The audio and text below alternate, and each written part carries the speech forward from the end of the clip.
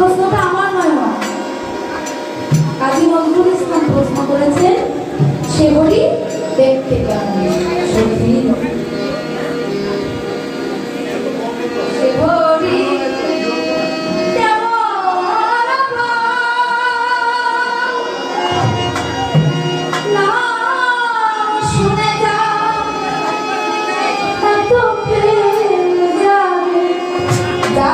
নাম শুনলে এত বেড়ে যাবে, চলে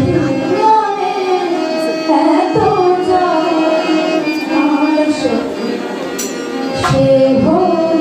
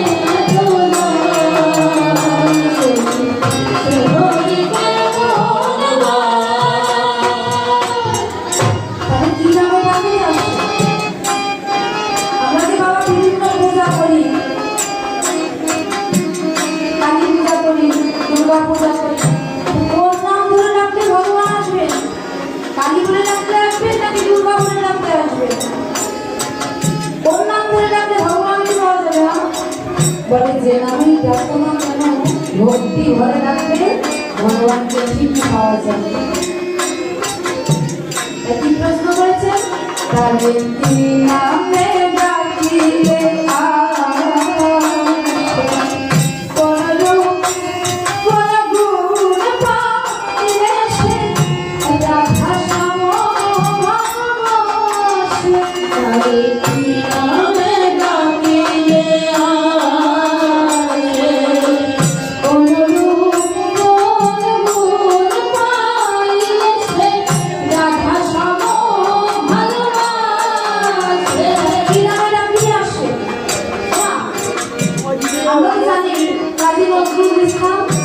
জাতিতে একজন মুসলিম ছিলেন, তিনি আল্লাহ বলে ডাকলে ভগবান আসবে, নাকি মাইকের মধুর সুন্দর তত্ত্ব বর বলে ডাকলে ভগবান আসবে?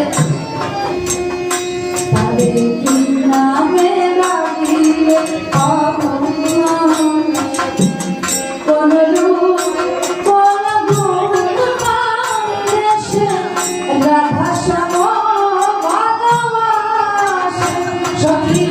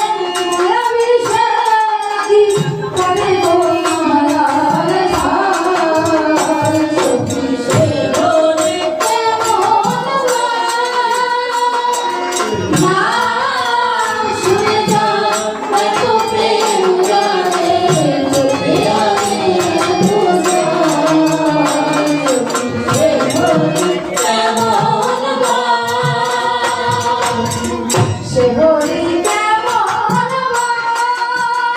সখী সে হরি কেমন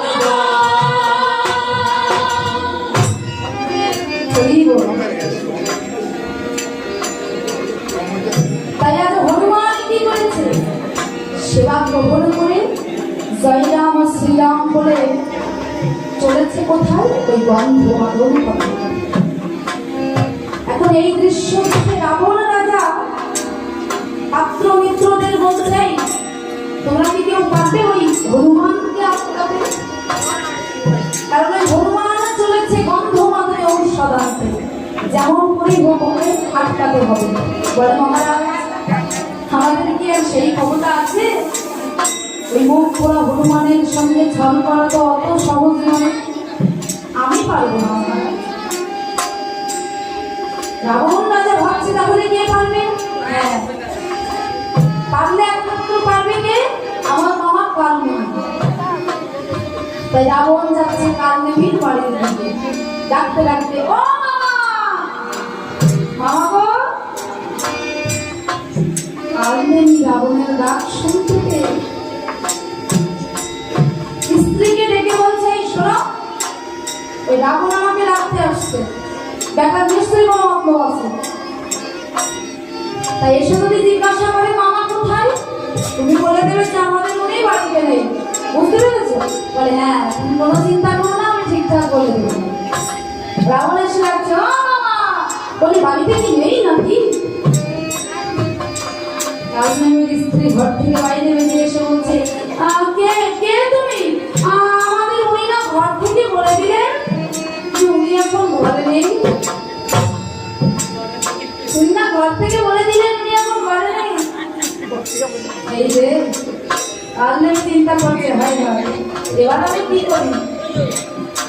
এদিকে বাইরে দাঁড়িয়ে রাবণ রাজা বলছে বলে শোনো গো শঙ্করী শ্যামা,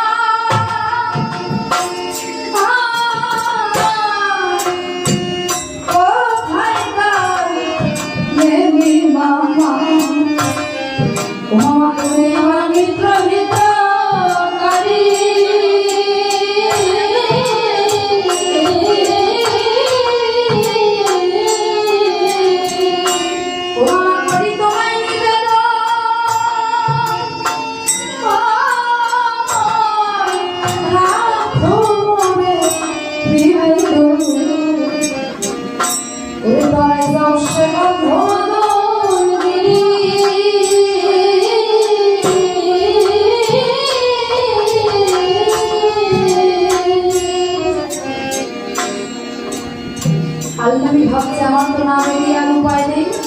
এসে বলছে ভাগ্নে তুমি রাখছো ওটা ভালো, ভাগ্নে কি খবর?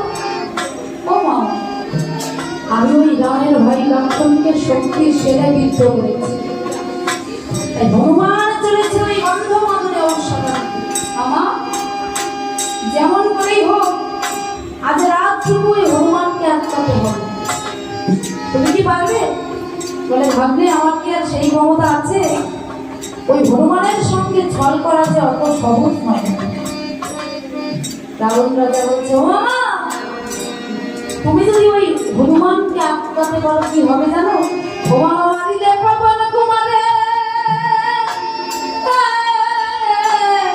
ও মামা আমার এই পাড়া থেকে রাজ্য দেব তোমাকে, তোমার দেব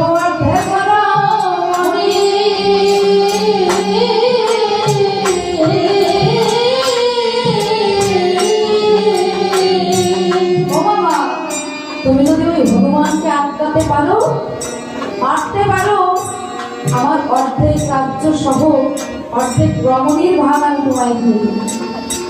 কালনেমি চিন্তা করছে বাবা বাবা এ তো দেখছে না চাইবে পুরোটাই পাওয়া। যাই এখানে বসে থাকলে ওই রাবণের হাতেই আমাকে মরতে হবে, তার চেয়ে বড় আমি কি ওই হনুমানকে মেরে আসবো। তাই কালনেমি চলেছে কোথায়? ওই গন্ধ মাদন পর্বতে। কেমন ভাবে মামা গো মায়া লোক বলে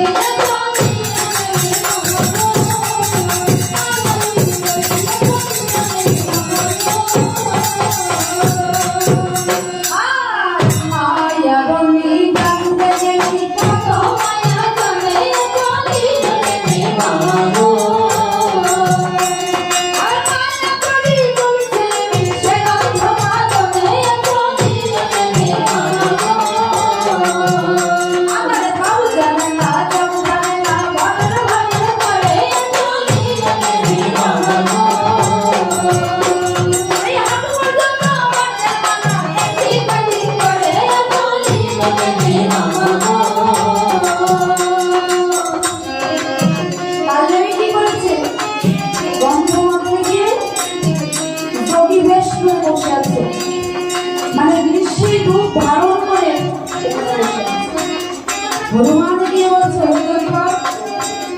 আমি বড় বিপদে পড়ে আপনার শরণাপন্ন হয়েছি। কালদেবী বলছে, হনুমান তোমাকে কিছুই বলতে হবে না, আমি চোখ কালে সব জানতে পেরেছি। তা আমি তোমার জন্য সব ঔষধ গুছিয়ে রেখেছি, তুমি একবার গিয়ে ওই সরোবর থেকে স্নান করে এসো। কালদেবী তো হনুমানকে মারার জন্য ভাত পাচ্ছে, বলে সরোবর থেকে স্নান করে এসো। হনুমান গেছে সরোবরে স্নান করতে, কালদেবীকে যোগী ভেবে বিশ্বাস করে গেছে সরোবরে স্নান করতে। যেই না এক পা জলে দিয়েছে, তার পায়ে যেন কি একটা আটকে গেছে। বলে ব্যাপারটা কি? হনুমান কি মনে করেছে কোনো জল পোকা মনে হয় তার পায়ে আটকে গেছে, তাই সে কি করেছে, আরে আস্তে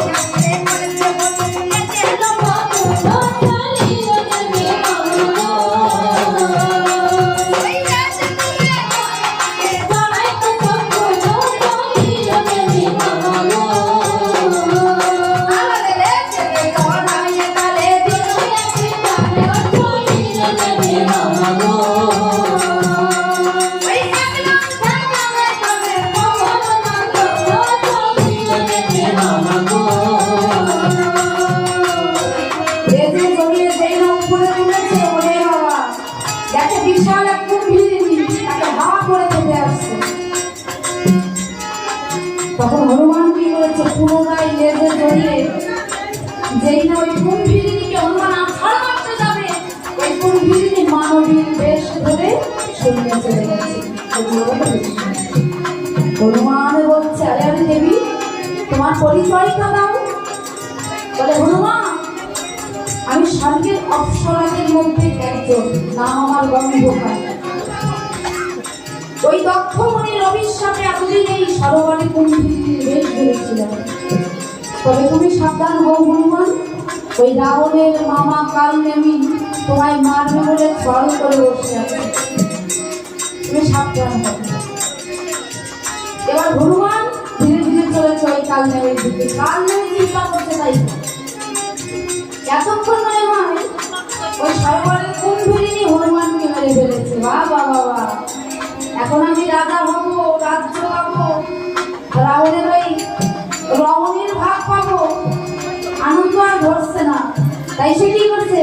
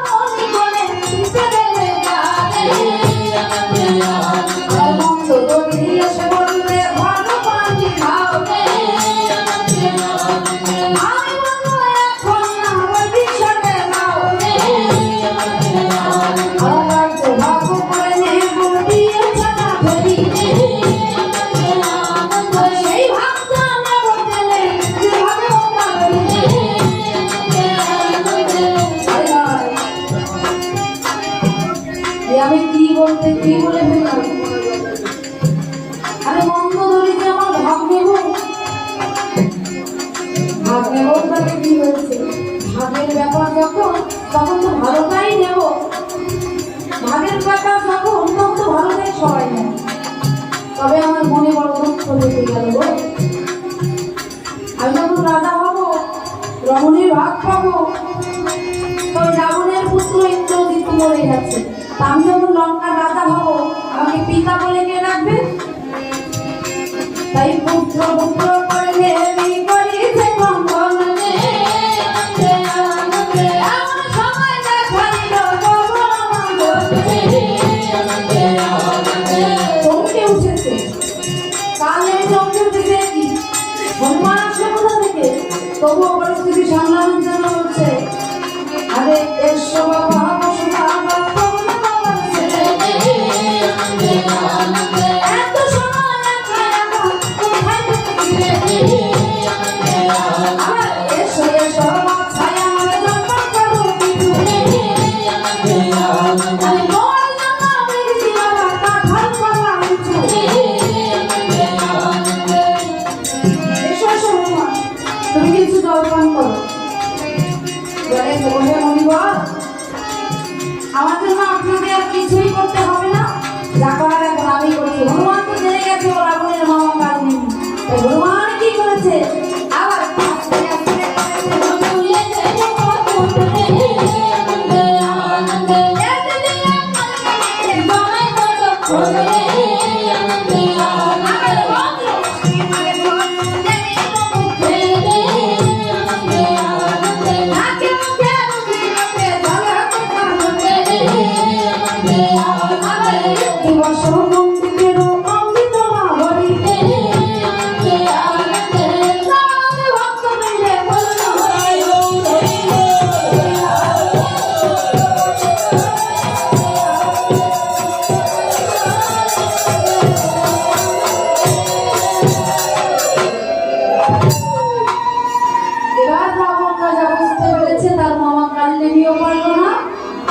তাই স্মরণ করেছে কাকে? সূর্যকে।